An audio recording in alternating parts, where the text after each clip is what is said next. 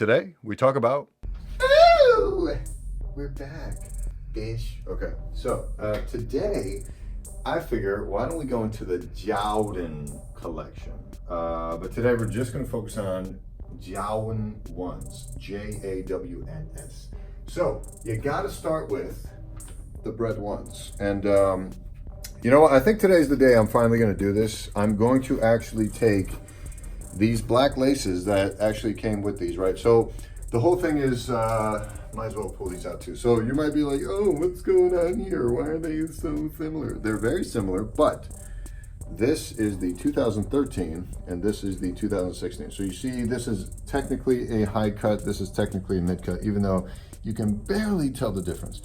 But otherwise, they both hold up to the OG form. You get the Nike Air on the tongue.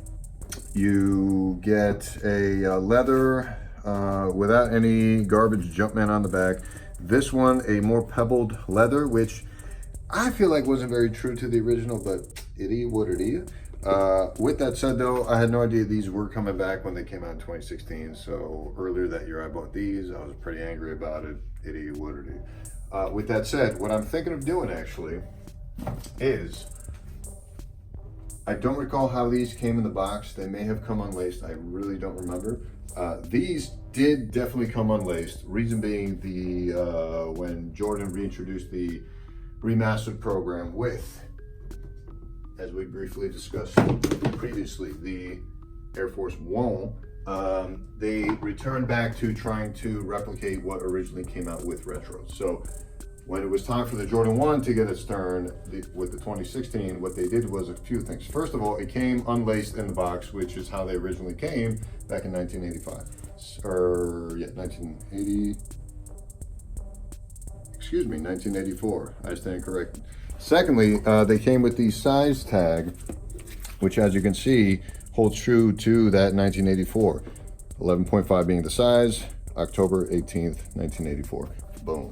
Jowden's, rookie, yeah. So with that said, had to double up on these, but because they came unlaced, yes, this pair comes with the white and the black laces.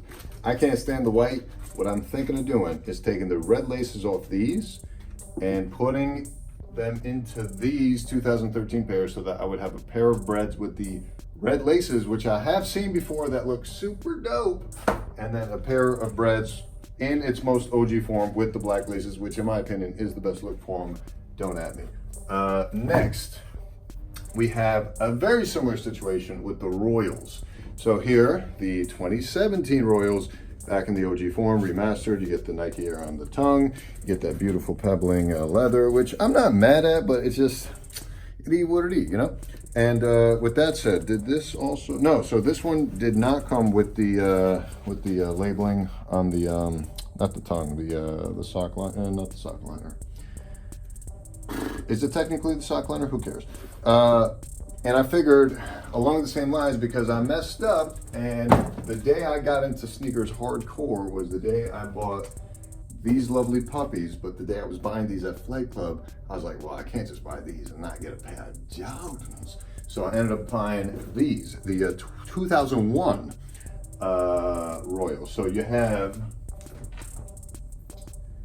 the 1985, you have the 1994 retro, then you have the 2001s, which this is that class, which both of these came in that, both of these colorways came in that class, and then again in 2013, same idea. So, where was I? Anyway, now the difference between this being a Bred one from 2013 versus a Royal one from 2001 is the fact that these had a special numbering on the inside, where this was pair 15,290, or I'm sorry,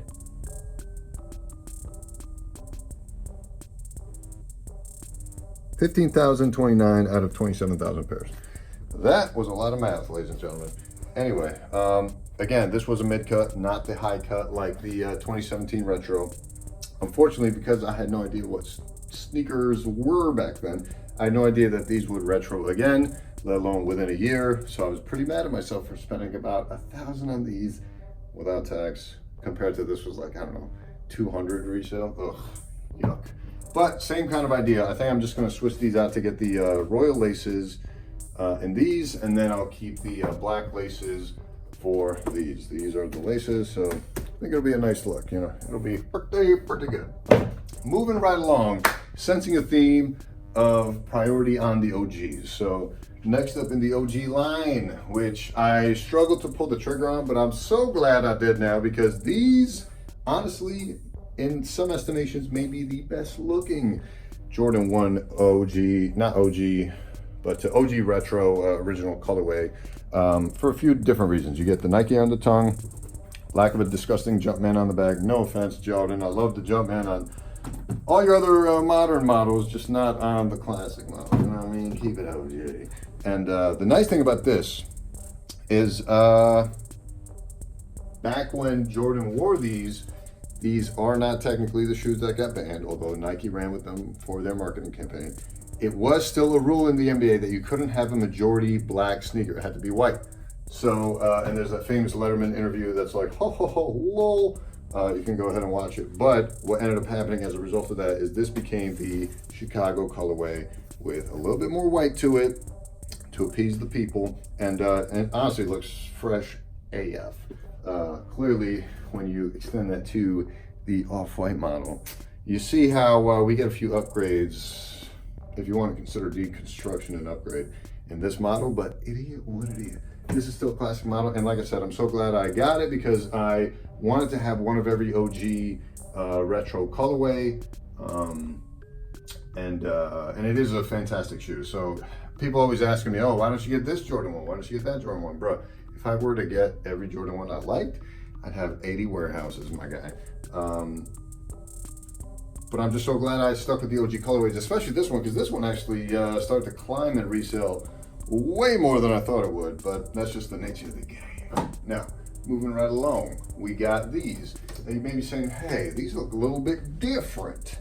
They is different, and I'll tell you why. Look at this. This is canvas. This is not leather. And you may be wondering, what TF, you may be wondering. And look, it doesn't say Nike Air. Why not? Because this is not a Air Jordan 1. This is actually an AJKO, which there's still rumors as what the hell does that mean? Is it Air Jordan knockoff? Is it Air Jordan Korea, because they were made in Korea apparently? No one still knows, which is hilarious. Nike, freaking tell us what the hell it means. What's the secret? What's the big deal? I don't understand. Is this Area 51 type-ish? Who knows? But regardless, I had to get the Shadow colorway. It did recently retro. I want to say this was also 2017, if not 2018. But I totally skipped it because I knew I wanted an AJKO, and I knew I wanted it in a original Jordan 1 colorway. So Shadow being one of them. This looks super clean. So picture my boy Russell Westbrook rocking them. So boom, love you, Russell. And yeah, they're just super clean, great for the rain. That's why I got them. So boom, there we go. Jordan 1 Shadow, although it's technically an AJKO, bite me. Next, now, this also, you may be saying, hey, this is not a Jordan 1. It is not. You is correct. What this actually is a Buscemi. So John Buscemi, which is actually related to Steve Buscemi, the actor, he is a New York boy that decided to start his own sneaker line. And he was obviously inspired by Jordans. And you can see there the Buscemi tag, made in Italy. Sometimes we gotta autofocus that. Not rope laces, leather laces, beautiful Italian leather construction made in Italy. His inspiration for these was like Hermes handbags. So you see the handbag inspiration here for the heel tab, and the Buscemi lock, which did not come with keys, if I remember correctly from the box. But regardless, I wasn't going to use it. Love the sole, pretty aggressive, just like the Fear of Gods. You know what it is. It says Buscemi right there. Yeah, man, I knew, and look at that beautiful leather line. This is actually a very comfortable shoe. You would not expect that from high-end leather luxury goods in the shoe department, but this one definitely holds up. And this is in the black toe colorway. So for those that don't know, in that iconic Jumpman logo, which you can see here, as you can see it clearer on these. You see that beautiful logo? Where that came from is from that iconic picture of Jordan dunking, and I want to assume it's like some playground basketball court in it with Chicago in the backdrop, I'm assuming. I forgot my history on that, but that's, as far as my recollection goes, that's what it is. And he was wearing the black toe colorway, and this is basically that black toe colorway. So again, another reason I didn't want to just go ahead and get another traditional high OG retro of a Shadow, so I just went with these. Boom. Now, last but not least, boom, the metallic pack also came out when Jordans first came out. Clearly this is a whole different thing from the performance models, which, by the way, he played in these in the dunk contest, I believe, his rookie year. He technically didn't play in these in the NBA, but there is a photo of him playing in these in a pickup game on a freaking cruise of all places. So, hey, yo. And the Shadows, someone tell me in the comment section if he played in the Shadows. I'm drawing a blank. I really don't think so.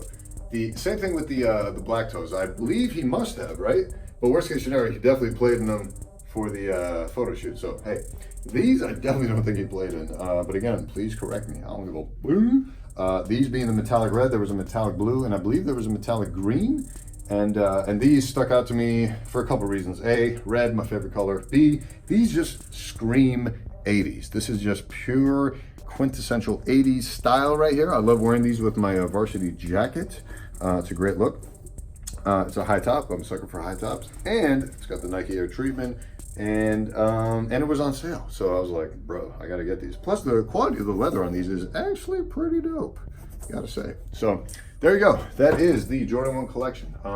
Technically, I guess, you know what? Let's just throw in the off-white Jordan 1s. You got the zip ties, which I leave on all my high tops. If you haven't watched my ranking video of every off-white model, because we got all 10, baby. This won out in the end, and it's because of how iconic this shoe has been. Some have quoted this as the beginning of sneaker culture. Some would quote the Jordan 3. You know, some would quote the Air Force 1, which actually debuted well before the Jordan 1. But hey, it's all related, baby, and it's all Nike, believe it or not. So with that said, when Virgil came along and did the Chicago colorway for the off-white Jordan 1s, this was a killer, obviously. Glad I pulled the trigger on these for show. Wish I bought 4 pairs of these, because I'd be rich right now. Let me tell you, I'd be, if I understood resale as well as I understood it now, I would have bought every colorway of every one of these models immediately when they first dropped. But I missed it. I missed it. What are you gonna do? With that said, I think that's all the Jordan 1s. Let me just do another quick scan so I don't miss anything.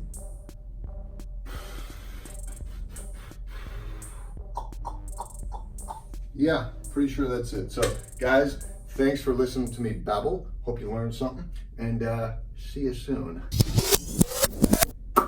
Peace.